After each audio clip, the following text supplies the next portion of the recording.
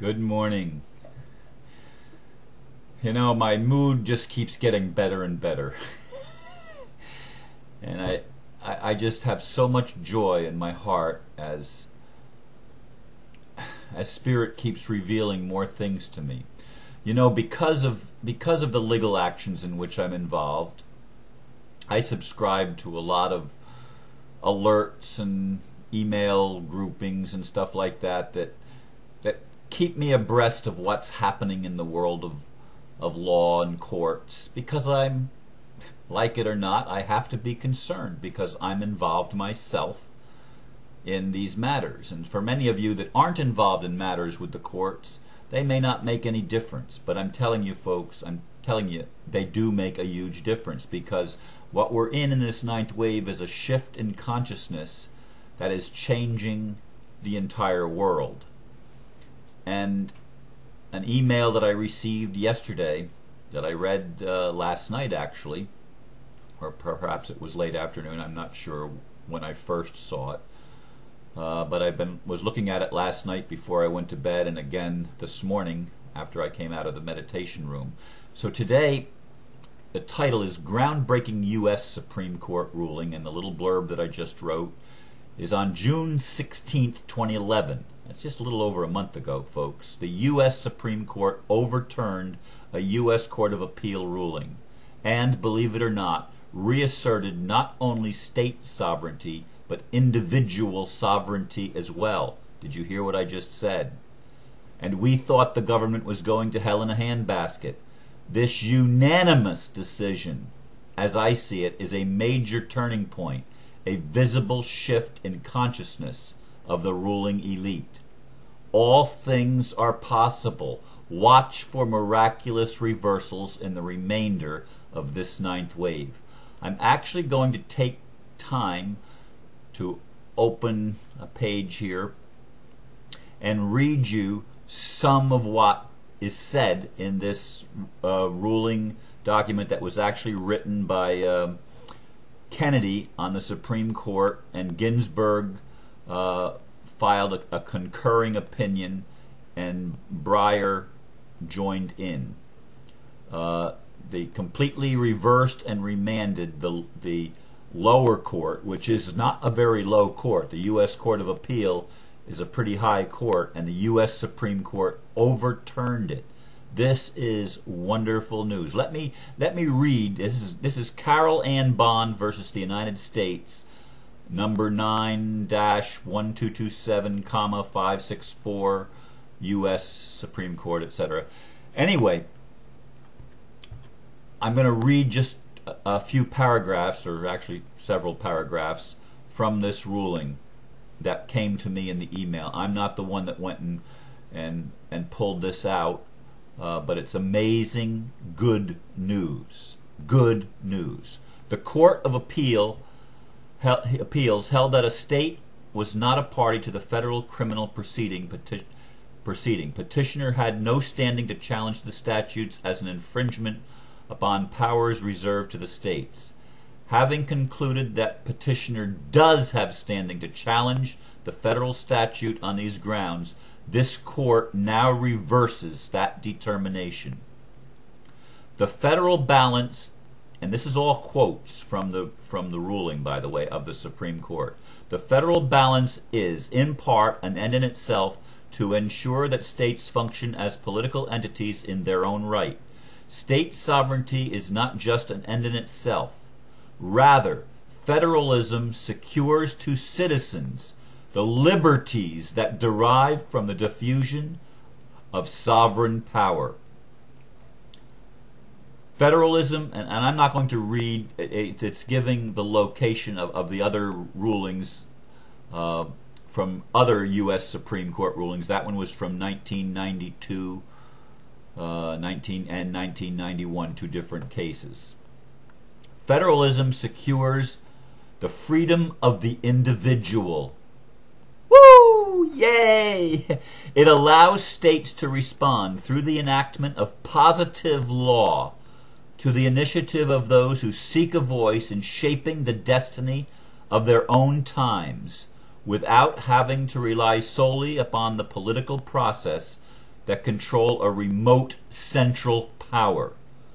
The individual liberty secured by federalism is not simply derivative of the rights of the states.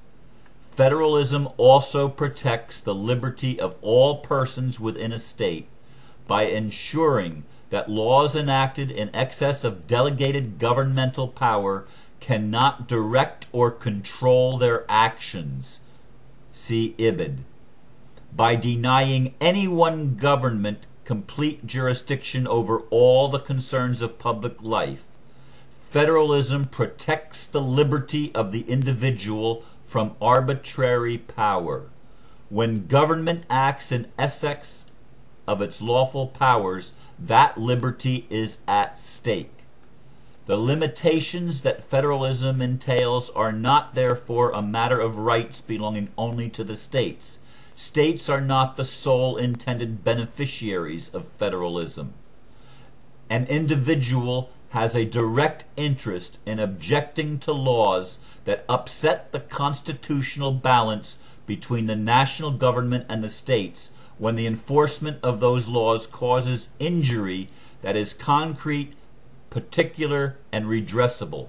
Fidelity to principles of federalism is not for the states alone to vindicate. The public policy of the Commonwealth of Pennsylvania, enacted in its capacity as sovereign, has been displaced by that of the national government. Impermissible interference with state sovereignty is not within the enumerated powers of the national government.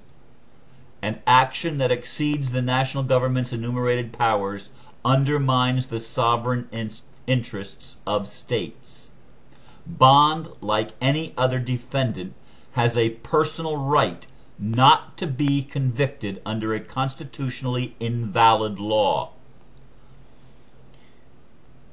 Due process is a guarantee that a man should be tried and convicted only in accordance with valid laws of the land. Do you hear what they're saying, folks? In this case, Bond argues that the statute under which she was charged, U.S. Code 229, exceeds Congress's enumerated powers and violates the 10th Amendment. Other defendants might assert that a law exceeds Congress's power because it violates the ex post facto clause or the Establishment Clause or the Due Process Clause. Whenever the claim succeeds on the merits, success on the merits would require a reversal of the conviction. An offense created by an unconstitutional law, the court has held, is not a crime. A conviction under such a law is not merely erroneous, but is illegal and void and cannot be a legal cause of imprisonment. If a law is invalid as applied to the criminal defendant's conduct, the defendant is entitled to go free. A court has no prudential license to decline to consider whether the statute under which the defendant has been charged lacks constitutional application to her conduct. And that is so even where the constitutional provision that would render the conviction void is directed at protecting a party not before the court. Reversal required even if, going forward, Congress would cure the unequal treatment by extending rather than invalidating the criminal prescription. In short, a law beyond the power of Congress for any reason is no law at all. The validity of Bond's conviction depends upon whether the Constitution permits Congress to enact the 18 U.S. Code 229. Her claim that it does not must be considered and decided on the merits. And then this email that I received said that this would mean that the following are also revived. Madbury versus Madison from 1803. The very essence of civil liberty certainly consists in the right of every individual to claim the protection of the laws whenever he receives an injury. One of the first duties of government is to afford that protection. In Great Britain, the king himself is sued in the respectful form of a petition. and he never fails to comply with the judgment of his court. A law repugnant to the Constitution is void. An act of Congress repugnant to the Constitution cannot become a law. The Constitution supersedes all other laws, and the individual's rights shall be liberally enforced in favor of him, the clearly and expressly designated beneficiary. Folks, do you understand anything of what I just read to you? I mean, this is enormously powerful. At a time that we thought that the government, as I said, was going to hell in a handbasket, that the powers were being concentrated in the federal government and in the state and in the elite's power grab for a new world order, all of a sudden, the U.S. Supreme Court, which has made some horrible decisions in the past, makes this decision in June of 2011, during the 9th wave of the Mayan calendar, reasserting for each of us our individual rights. And you better believe this will be in my brief before the Court of Appeals. You better believe, because Spirit is bringing to me synchronistically that which I need, and I am invoking principles of Masonic principles that have been long established, and most of these judges that are going to be hearing my case, if not all three of them, are probably 33rd degree Masons. And there is a spiritual foundation for Masonry, folks, like it or not, and they have left the markings in plain view. I mean, I am so encouraged by what I see happening, because this is consciousness, folks. This is a shift in consciousness.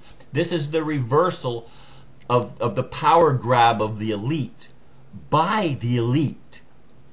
Listen to me. This is the United States Supreme Court, and other courts will be following suit, and people that have cases before the court would be foolish not to use this newest ruling, less than a month old, in their own case to get the lower courts to pay attention, as I'm going to be doing in my brief. And I've totally changed the way I'm doing my brief. I mean, my brief is being revolutionized just in the past few days because of the new information that's coming into me. And I was fretting and beside myself with worry and trying to fit, as I said yesterday, into a box that I didn't fit into, studying all these laws and looking at all these laws. And all of a sudden I get this ruling that reaffirms divine law, natural law, constitutional law, higher law, and reaffirms sovereignty, my sovereignty, your sovereignty. This is a sovereignty issue, folks, and the elite, the government of the United States just reaffirmed it for each of us. This is powerful, powerful information. And you may think politics and stuff like this has nothing to do with you. My friend, it has everything to do with every one of us. Everything to do. There is no division. There is no division between spiritual and political, or between spiritual and anything else. Spiritual encompasses the whole thing. I've been saying that. I hope you're getting it. I'm getting it, folks. I'm getting it. And I invite you to get it too, because this is part of the change that's happening, that's shifting the entire world, and it is a change of consciousness. Consciousness drives reality, folks, not the other way around. Well, when unconsciousness is in the driver's seat, you get what we've had. But now consciousness, an awakening, is happening, and it's shifting everything, as this Supreme Court ruling indicates. It's a beautiful thing and a beautiful time to be alive. Thank you for listening, and I hope you're as excited about what I shared as I am. Namaste.